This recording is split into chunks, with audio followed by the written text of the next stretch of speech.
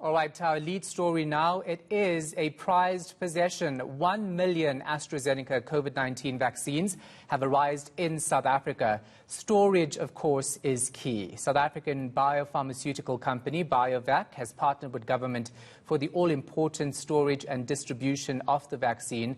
Let's find out more from CEO of Biovac, Morena Mokwana. Morena, thanks for your time. We appreciate it. So the first question is whether or not we know those tests have been or are being conducted regarding these vaccines. Thank you, Shahan. Yes, so this morning we managed to get the samples that are supposed to get to the laboratory, and they got there safely. So testing is underway for the next few days. And talk to us about how important it is for these tests to be done in a speedy fashion so that we can ultimately see these jabs hit arms. Yeah, I think maybe we should also start by maybe understanding why do these tests need to be done. So I think South Africans will be proud of the fact that our regulatory system is one that requires that each batch of vaccine, and whether it's COVID or not, even normal pediatric vaccines or flu vaccines or any vaccines that people may have had before, that the regulatory requirements is that each batch of vaccine gets tested independently. Other regulatory authorities don't do it, but more stringent regulatory authorities do require it. And SAPRA, being our regulatory authority locally, does require that. So any COVID test is also going to undergo the similar tests. And this is essentially to verify that what is claimed is in the vaccine is in the vaccine. And normally those tests, the majority go well, but that's part of the regulatory system. So talk to us about the storage facilities that you have actually set up, because it has to be stored between 2 and 8 degrees Celsius, right? That is correct. So we have capacity. So firstly, we're a manufacturer. We have cold rooms in Cape Town at our manufacturing site. But those are mainly holding product that is locally manufactured. But in Johannesburg, which is where the COVID vaccine is, that's where we have much larger cold rooms, and those typically keep the pediatric vaccines that need to be kept between 2 and 8 degrees. So this vaccine is not unique in terms of its handling from a cold chain perspective. It will follow what other products normally do, which also means that we do not have to deviate too much from what is known for many, many years. And in terms of transportation of the vaccine, you have trucks that actually are able to make sure that the right temperature is adhered to when they are being transported, right? Yes. I think besides the trucks, I think what is more important in terms of keeping the vaccines at the required temperature is the actual boxes. They will look like boxes, to a layman, but those boxes have insulated we call them insulated shippers. And there is a packing configuration within the box that is quite specific. And each vaccine gets, packed slightly differently to the other. And in that box, is just that chamber that ensures that it's that the vaccine gets kept between 2 and 8 degrees. Much larger consignments then get to be transported in a refrigerated truck, where you don't necessarily need those shippers. But to smaller facilities, which will be the majority, that is how the temperature gets to be maintained. Not only do we look out for that, and those boxes, they're just not off the shelf. We have to undergo a process of validation, which is studies that we've done for many years to make sure that they do get to maintain the temperature for, as long as distance as we can. Those boxes also get transported with temperature loggers, so each box would have a temperature logger, so that when it gets to its point of destination, then the pharmacist on the other side can then have a look, download and say, well, when it left Johannesburg and it went to Northern Cape, or it left Johannesburg, it went to Mpumalanga, it just ensures that there's integrity of the code. Do you have any security concerns, Morena? Let me say yes or no. Yes and no. Let me start with a no first. As I said, Shahan, we deal with much larger volumes on an annual basis. So what goes through our hands, and even some of the vaccines have much bulkier requirements than this. So on that perspective, I'm not too concerned because we have systems in place, we have our security in place on site, and we operate the way we do. However, we do know that this has a lot more attention because of the pandemic and because of the need of the vaccine. So with that, acknowledging that it has a lot more exposure, we have enhanced security ourselves, but also we've been supported by government, and the security cluster has also, been working with us in terms of not only the warehousing, but the honor distribution that will happen in time. So talk to us about the distribution process once the lab tests are conducted and you need to get the vaccine out to rural areas, etc., for healthcare workers. You have a plan for that, I'm guessing. How will it work? Yes, so we'll be piggybacking off what Department of Health is doing. So we can only do what Department of Health instructs us. So the National Department of Health is in touch with all the provinces, with all 9 provinces, and those liaisons have been there for a couple of weeks now. So they need to get input from each province because each province works differently, and so they can't just have a one-size-fits-all. So they liaise with all the provinces. They get feedback as to what does the province prefer in terms of, do they just want 1 drop-off point? Do they want 50 drop-off points? Do they want 200 drop-off points? They would then collate that, and then they would share that with Biovac, and it's a rolling basis. So every day we get an updated list. And so at the moment, there's a lot of interaction that's happening with the provinces. So what would happen practically is that once the stock is released, is that each shipper, this box that I described earlier, it will be different. So there will be some provinces or some drop-off points that maybe require a larger box, a larger consignment, more than 1 box, as an example. Some will be fewer, depending on where it goes to. So each area where the drop-off point is at the healthcare facility will be catered for. And that list is being updated on a daily basis. Also, let's talk about the future, right? The president says that we should be getting around 40 million vaccines. Do we have storage facilities to actually handle those numbers? Yes, we also listened to that last night, to what the president have said. I think he mentioned Johnson & Johnson and Pfizer, if I recall. And the Johnson & Johnson product, from our understanding, requires 2 to 8 degrees. I think the country has enough capacity to deal with standard 2 to 8 degrees. The Pfizer product, as we know, requires a minus 70 degree handling. And I think for that, there will probably be a mix of ramping up of some minus 70 storage. But it all depends on how quickly the product flows, Shahan. So where we find that, I don't know much of the detailed plans, but if the president is talking about 20 million doses that is earmarked, I'm not foreseeing that coming in 1 shipment. I think we'll probably be getting that, coming over many, many months, that I'm anticipating will make the handling much more doable, not only from a central perspective, but also at the facilities. But again, we're also waiting for information from the Department of Health. But from my knowledge, I think probably both the standard 2 to 8 degree and the minus 70 can be handled, pending the details. Yeah, but those are large numbers. And, if we're getting vaccines from Pfizer in particular, do we have enough storage facilities? Does government need to be working on that right now? My understanding is that government is working on that. So not only are they in touch with Pfizer, but I believe that they are in touch with facilities that may have already that capacity, where maybe there are facilities that are doing it for research purposes. And I believe that they are also in touch with suppliers that have those freezers that could be made available. But those discussions are Department of Health discussions that are not Biovac discussions. But I believe that all of that has already been initiated, even prior to, I think there's been a few weeks of discussions as far as that's concerned. And obviously, we live in South Africa where load shedding is commonplace. What's your backup solutions when that happens?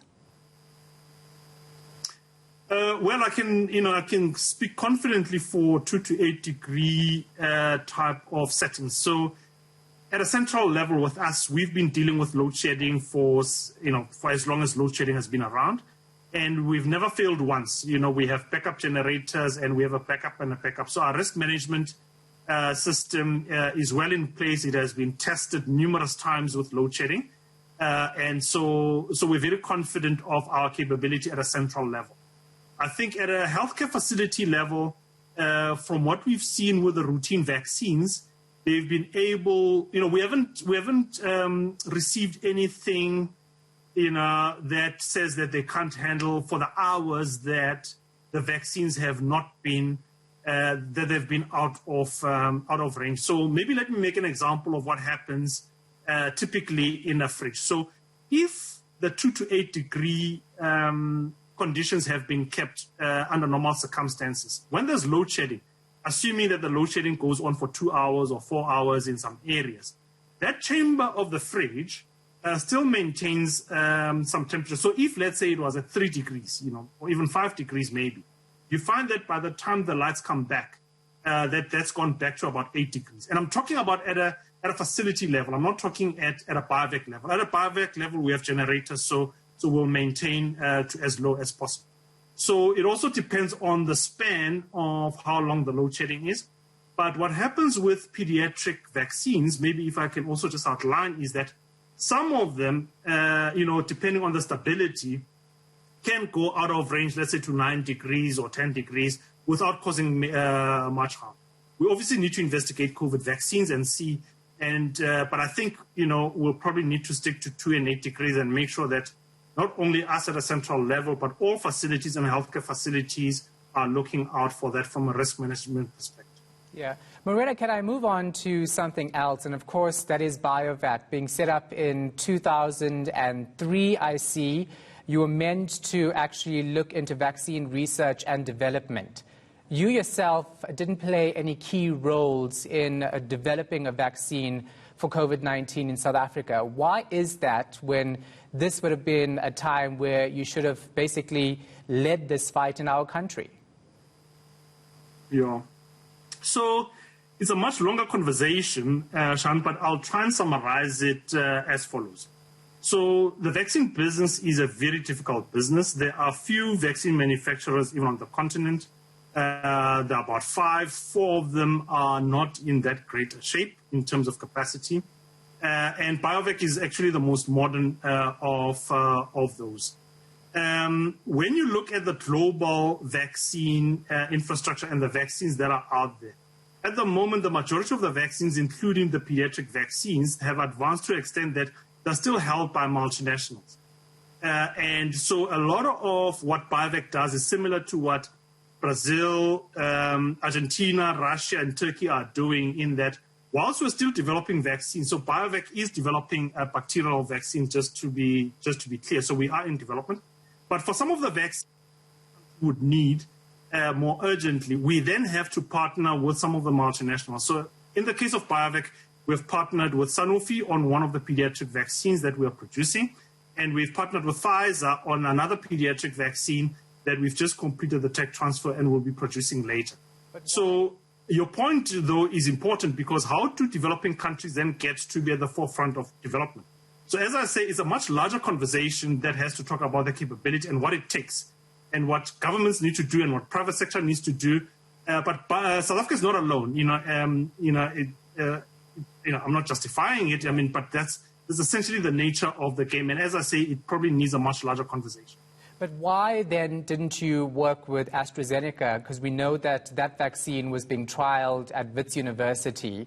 So, it was right here on South African soil, and would have seemed like the obvious thing to do, since you say that, you have to work with the bigger organizations when it comes to developing a vaccine.